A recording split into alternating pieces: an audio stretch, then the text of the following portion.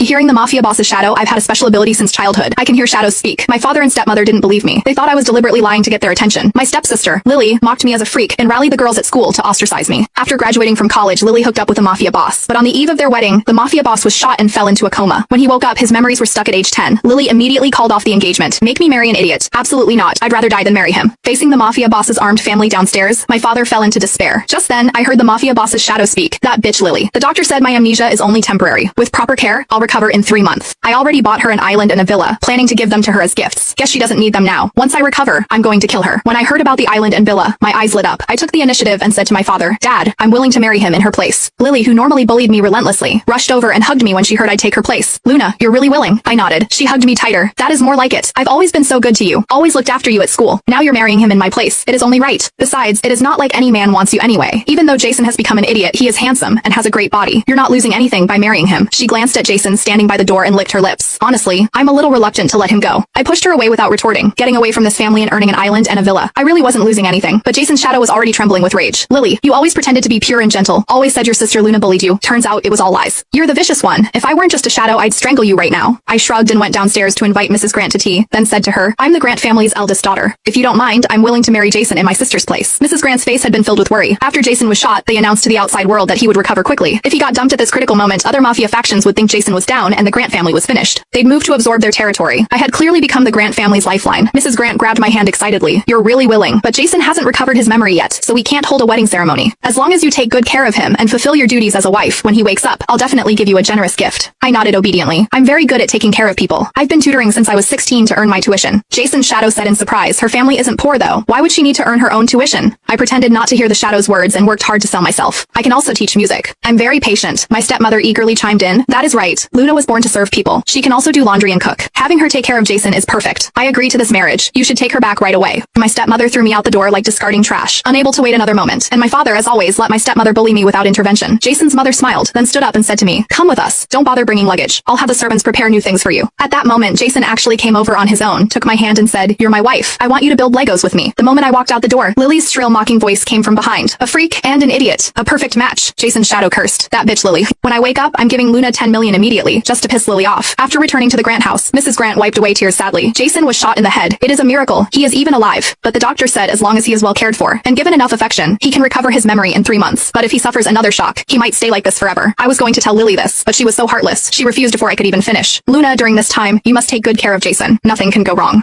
What Mrs. Grant meant was that I needed to stay by his side to help awaken his memories. At the same time, Jason's current condition couldn't be seen by outsiders. She was busy fending off attacks from competitors,